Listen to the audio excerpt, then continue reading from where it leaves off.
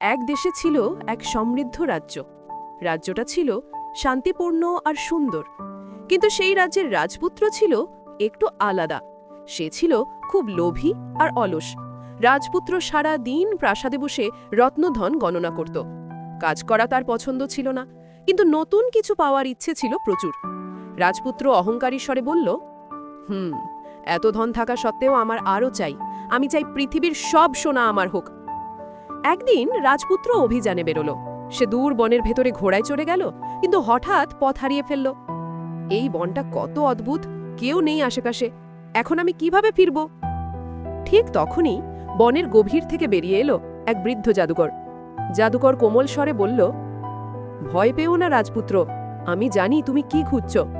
রাজপুত্র লোভে কণ্ঠে বলল, তুমি যদি পারো আমাকে এমন কিছু দাও যাতে আমি অসীম ধনসম্পদ পাই। জাদুকর বলল, ধন পাবে, কিন্তু সাবধান, লোভের আগুন সব কিছু পুড়িয়ে দেয়। এসব বলে জাদুকর রাজপুত্রকে দিল এক জলজলে পাথর, জাদুর পাথর। প্রাসাদে ফিরে রাজপুত্র পাথরটা হাতে নিয়ে বলল, হে জাদুর পাথর, আমার প্রাসাদ ভরে দাও সোনা আর হিরে জহরাত দিয়ে। আর মুহূর্তেই চারদিকে ঝলমলে আলো, ঘর ভর্তি সোনা, হিরে আর রত্নে ভরে গেল চারপাশ। কিন্তু রাজপুত্র থামল না, সে আরো চাইতে লাগলো, আরো আরো। রাজপুত্র বলল, না, এটা যথেষ্ট নয়, আমি চাই পুরো পৃথিবীর ধন। তারপর রাজপুত্রের সাথে কি হলো তা জানার আগে বন্ধুরা, যদি তুমি তোমার মাকে ভালোবাসো তবে লাইক করো, আর বাবাকে ভালোবাসলে সাবস্ক্রাইব করো, আর তুমি কি খেতে ভালোবাসো তা কমেন্ট করে জানাও। জাদুর পাথর কাঁপতে লাগলো, আলো জ্বলতে লাগলো। হঠাৎ ধাম, পাথরটা ফেটে গেল ভয়ানক শব্দে।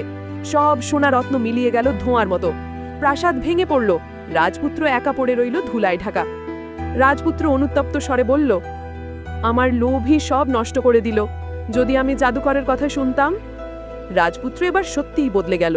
সে আর ধন চায়নি, বরং রাজ্যের গরিবদের সাহায্য করতে শুরু করল। ধীরে ধীরে রাজ্য ফিরে পেল শান্তি। রাজপুত্র শান্ত স্বরে বলল, এখন বুঝেছি সুখ জাদুতে নয়, ভালো কাজে। এভাবেই রাজপুত্র শিখল এক অমূল্য পাঠ। লোভ মানুষকে সব হারাতে বাধ্য করে, কিন্তু ভালোবাসা সব ফিরিয়ে আনে।